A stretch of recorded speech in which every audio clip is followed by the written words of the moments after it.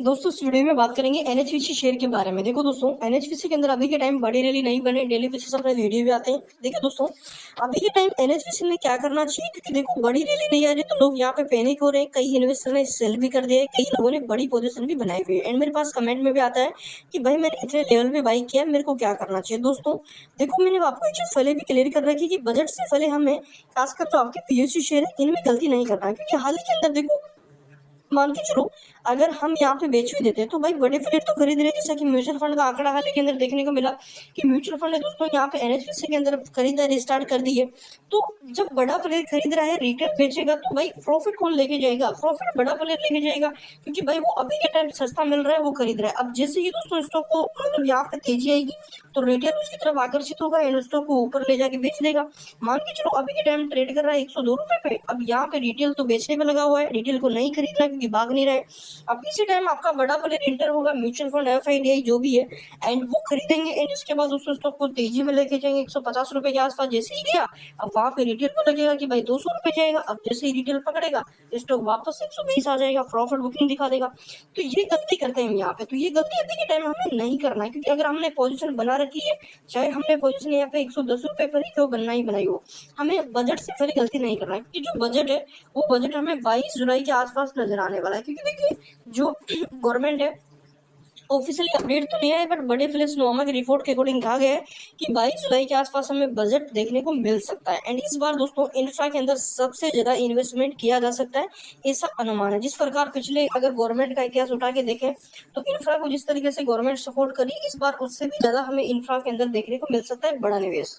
तो अब देखो, मेन पॉइंट करने के टाइम एनएचपीसी में क्या करना है। देखो एक चीज पता है, गवर्नमेंट फ्यूचर बेसिस काम कर रही है, क्योंकि फ्यूचर में पता है रिन्यूएबल एनर्जी की डिमांड बढ़ेगी। वही दोस्तों आपका एनएचपीसी टोटली रिन्यूएबल एनर्जी के अंदर काम कर रहा है एंड रिन्यूएबल एनर्जी की कैपेसिटी डेवलप करने पे लगा हुआ है। तो यहाँ से इस सिस्टम को भाई क्यों नहीं रखना है, मेरे को समझ नहीं आता। इसलिए आप एक बहाना देते हो कि भाई तेजी नहीं आ रही। भाई तेजी कैसे नहीं आई? तेजी पिछले 1 साल का रिटर्न एक बार उठा के देखो, अच्छा रिटर्न दिया, लगभग वही पैसा डबल किया। एंड इस साल भर के अंदर दोस्तों पैसा अगर कोई स्टॉक डबल करता ना, तो वो सबसे बेस्ट स्टॉक है मार्केट के अंदर। मार्केट में 7,000 कंपनी लिस्टेड है, 7,000 में से 100 या 200 ही कंपनी ऐसी होगी जो साल भर में पैसा डबल कर पाती है। अन्यथा सभी स्टॉक दोस्तों हमें या तो गिरते हुए नजर आते हैं या सस्टेन करते हुए नजर आते हैं। तो यहाँ पे देखिए, स्टॉक उन कंपनियों में से जिसने पिछले साल पैसा डबल करके दिया है।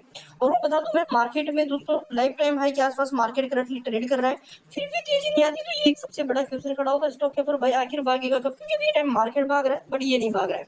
और दोस्तों एफआईडीआई की तरफ से भी टाइम बाइंग इतनी नहीं आ रही जितनी हमें चाहिए, क्योंकि देखो जो स्टॉक है ना यहाँ पे, ये कंसोलिडेट में चला गया अभी के टाइम। आप देखोगे अक्सर जो आपका एनएचपीसी है, एनएचपीसी में वॉल्यूम दोस्तों 10-12 करोड़ की आसानी से जब ये ट्रेड करता है तब भी दिख जाती है। अभी के टाइम वॉल्यूम आप देखो 5 करोड़ के भी नीचे हमें वॉल्यूम नजर आ रही है, मतलब एक बिल्कुल डाउन लेवल की वॉल्यूम अभी के टाइम दिख रही है। बट इसमें से आप डिलीवरी देखोगे अराउंड 30 एंड 25 इतनी सी डिलीवरी हमें देखने को मिल रही है। मेन पॉइंट जो आपका पी है दोस्तों वो 25 के ओवरबोर्ड बिल्कुल भी नहीं है। तो यहाँ से ये सोच के तो बिल्कुल सेल मत करना कि गिर जाएगा, 90 आ जाएगा, 80 आ जाएगा, क्योंकि चांसेस बहुत कम है। ओवर वैल्यूड नहीं है, अगर ओवर वैल्यूड होता तो फिर ये चीजें हमें नजर आती। बट स्टॉक अभी के टाइम सही वैल्यू पे ट्रेड कर रहा है, तो गिरावट के चांसेस कम रहेंगी, उल्टा ऊपर जाने के चांसेस ज्यादा है। 1.5 लाख शेयर अभी के टाइम एमओ में सेल ऑर्डर में देखने को मिल रहा है। वही दोस्तों इंट्राडे चार्ट में आपने देखा कि देखिए वोलेटिलिटी यहाँ पे हमें देखने को मिली, उठा फिर से कंटिन्यू यहाँ पे गिरा। अब मान के चलो यहाँ पे वोलेटिलिटी थी, अब यहाँ पे बड़े प्लेयर को आज शेयर खरीद लेते, मान के चलो 2 लाख चाहिए, 4 लाख चाहिए, 4 करोड़ की वॉल्यूम आई, तो इसमें से बड़े प्लेयर को खरीदने कम से कम 1 करोड़। तो एक झटके से यहाँ पे 1 करोड़ की बाइंग करी, दो एक मतलब यहाँ पे एक झटके से 50-50 लाख की 2 बाइंग लगा देगा यहाँ पे। अब जैसे ही खरीदा, आज का काम होगा, अब ट्रेड करने दोस्तों को नॉर्मल कंसोलिडेट करने दो। अब ये चीजें रहती है, इसी चीजों को हमें पकड़ना पड़ता है, क्योंकि देखो मार्केट में जो चीज हमें दिख रही है ना, वो चीज हमें नहीं दिख रही है, वो करोड़ों इन्वेस्टर को दिख रही है यहाँ पे। एंड वो करोड़ों इन्वेस्टर जैसा हम सोच रहे हैं वही वो सोच रहे हैं। जैसा कि अभी के टाइम हम सोच रहे हैं कि भाई भाग नहीं रहा, बेचना है, तो वही सब लोग यहाँ पे सोच रहे हैं। बट पैसा कहाँ बनेगा? जहाँ पे आप मार्केट के अपोजिट चलोगे। जैसा कि कहते हैं कि मार्केट जब भागता है बेचने का टाइम रहता है, जब मार्केट गिरता है खरीदने का टाइम रहता है। तो ये उल्टा हुआ या नहीं हुआ? क्योंकि भाग रहा है तो बेच दो, जब गिर गया तो खरीद लो, तो उल्टा हुआ। तो किसी उल्टे पल में यहाँ पे मार्केट में पैसा ज्यादा बनता है। ये चीज आपको जरूर समझना पड़ेगा। देखिए पावर शेयरों का थोड़ा डाटा समझिए दोस्तों। पावर शेयरों में ऐसा नहीं कि कोई बड़ी तेजी है, खासकर गवर्नमेंट शेयरों में देखोगे तो अभी के टाइम में सस्टेंस कर रहे हैं, वोलेटिलिटी आ रही है, गिर भी रहे हैं, उठ भी रहे हैं, बट ये नहीं कि कोई भाग रहा है। अब जब भागेंगे पूरे एक साथ यहाँ पे आपको भागते हुए नजर आएंगे। वही दोस्तों एनएचपीसी एंड एसजीवीएन वगैरह में देखोगे तो आप तो दोस्तों एसजीवीएन भी पॉजिटिव था, वही दोस्तों आपका जो एनएचपीसी है इसमें भी हमें दोस्तों पॉजिटिव क्लोजिंग यहाँ पे देखने को मिली है। वही अगर डाटा की बात करूँ दोस्तों कि आगे क्या भी देखने को मिल सकता है, अभी के टाइम देखो लगातार एफआईडी म्यूचुअल फंड वगैरह यहाँ पे बाइंग करने पे लगे हुए एंड रिटेल इसके उल्टा चल रहा है, रिटेल भाई सेल कर रहा है। रिटेल को चाहिए भाई जल्दी रिटर्न और अराउंड 1-2 महीने में, क्योंकि भाई मार्केट में डेली प्राइस चेंज होता है तो उसको लगता है कि भाई 100 का स्टॉक है तो 50 भी जा सकता है, क्योंकि वो हमेशा नेगेटिव ही सोचता है।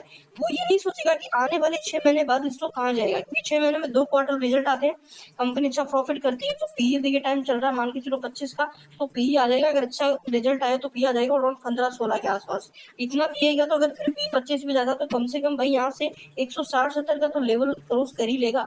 तो ब्याज किसी को पैसे देने से अच्छा रिटर्न तो बन ही गया ना यहाँ पे।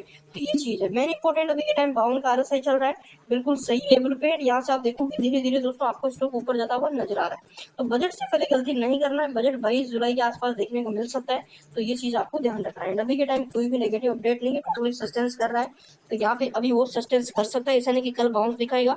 3 दिन का मार्केट का हॉलीडे, मंडे को ईद की मार्केट का हॉलीडे, तो यहाँ पे मार्केट अगले दिन मतलब मंगलवार को खुलेगा। चैनल पे पहली बार आए हो तो सब्सक्राइब जरूर कर लो, बेल आइकन को, ताकि कंटिन्यू